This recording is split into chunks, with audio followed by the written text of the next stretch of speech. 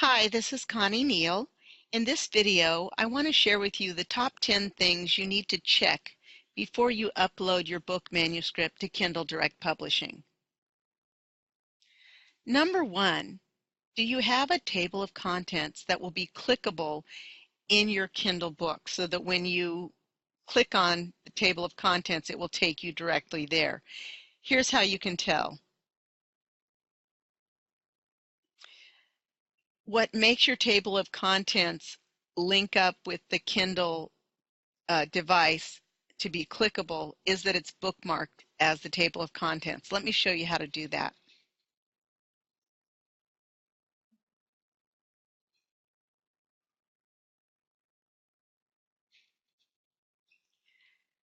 First, you're going to go to the Insert tab, and then the ribbon will appear for the Insert tab, and under the Links section, you're going to click on Bookmark.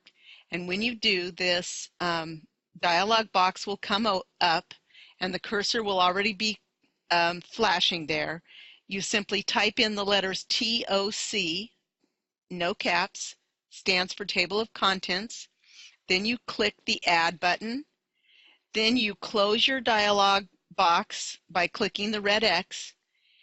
And then you go and click Update Table just above where it says Table of Contents. And then you should be able to see brackets that appear around the words Table of Contents or Contents, depending on which one you chose. The brackets tell you it will be clickable in Kindle. Number 2, have you checked and corrected all spelling, grammar, and punctuation alerts?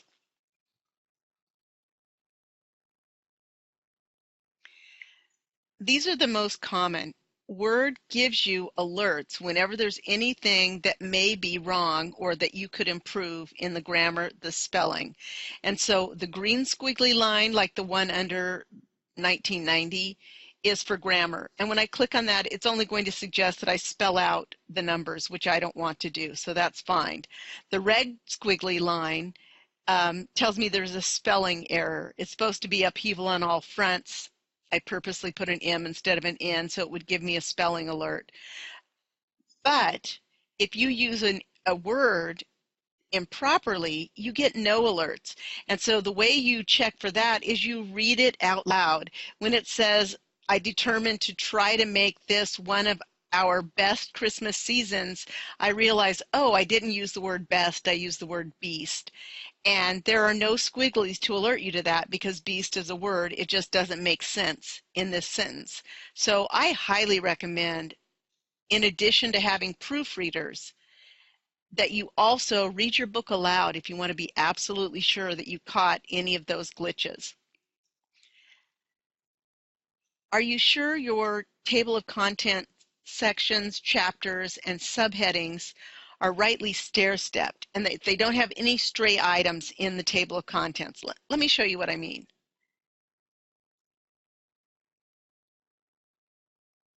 Okay, in my table of contents, anything labeled heading 1 will be a level 1 section. And so you see my introduction, Christmas time experiences, gift related, and the main section headings are all the way flush left. The second level is my heading 2, and those are stair-stepped in 1.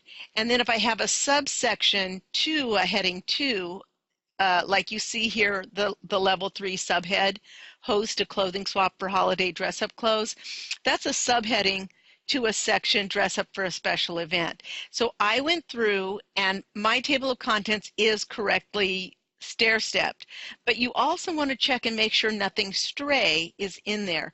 For example, there were some headings that I made to signify how to do something or benefits of doing it. And if I accidentally made that a heading 1, 2, or 3 when it was supposed to be a heading 4 or 5, I would see showing up in my table of contents how to, and I don't want that. So if I were to see that, I would just go to that heading in the document and I would change it to be a heading 4 or 5, and then I would update my table and make sure it's exactly the way I want it. Number 4 is capitalization and punctuation consistent in all your headings. And this is a mistake I see a lot. If it's not consistent in your headings, it will not be consistent in your table of contents. Let me come over to the Word document and show you what I mean about the headings. I'm going to click down to where I have headings. And what I've chosen to do is to capitalize the main words. So I've capitalized priceless, Christmas. I did not capitalize is for, but I should have capitalized you. So I'm going to go here because you are the most important part of this book. And so I caught that in the heading. Then I'm going to come up, I'm going to go to references, I'm going to update the table, and then I can go back and I can see that it looks right. Priceless Christmas is for you if. And so all of my primary words will be capitalized, but between is not capitalized, and is not capitalized, a, in, the. And so I make sure, now some people choose to capitalize every word, and that's fine, but whatever you choose, make sure it's consistent for all your headings. And so as I look through this, I noticed that I've capitalized all the main words, and that's what I wanted, and that's what I mean by number 4.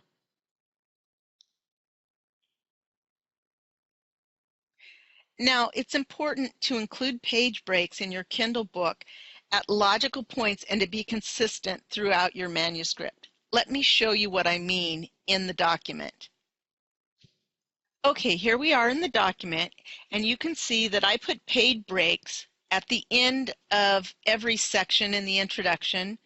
I want it to be very clear how I break down the pattern of the book. And so when I go into showing you these different Christmas time experiences, you'll notice that I have cost, the work and effort level, what it is, and then I'll have a page break before I go into the how-to and the things you'll need.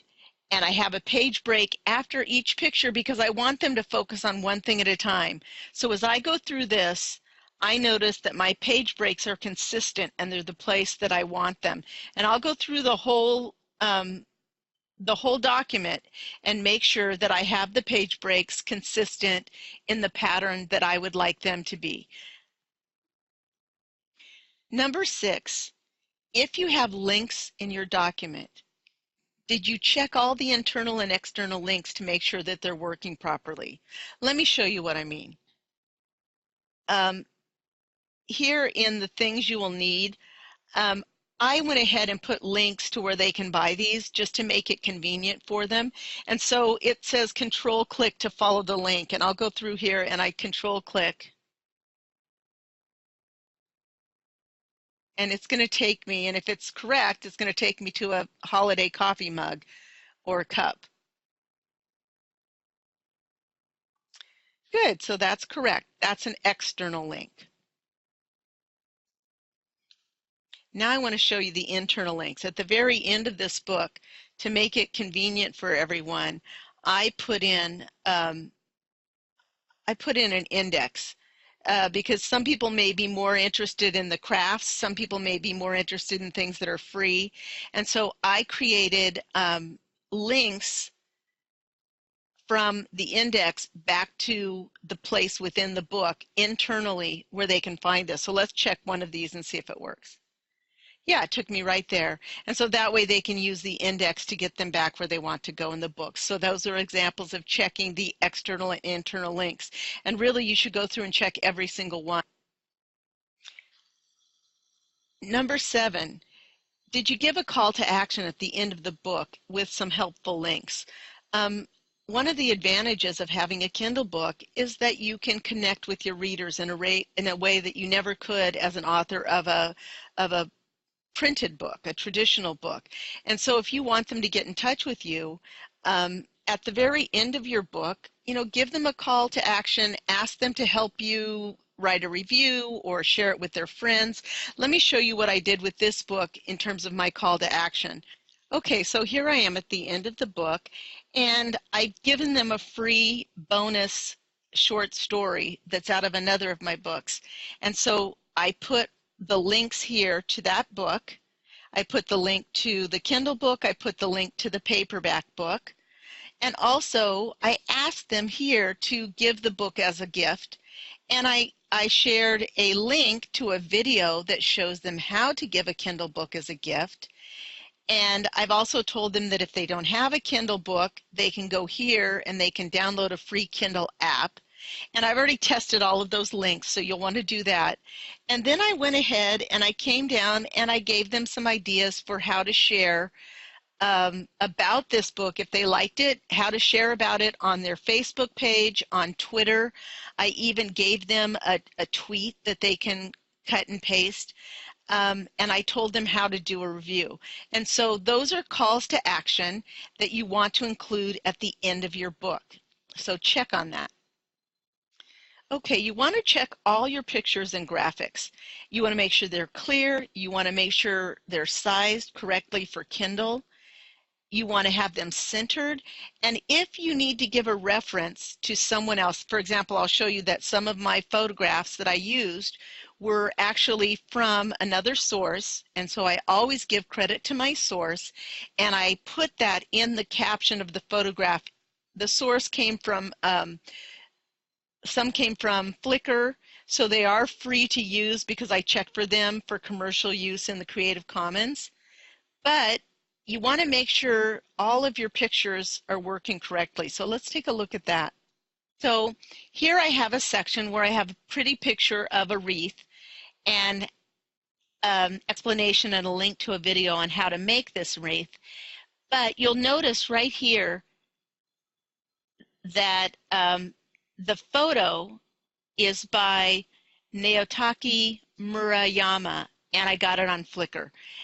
And I also want to check while I'm looking at the picture, the way I can tell if it's actually centered is that you highlight the picture, you go to home, and you make sure that it's centered.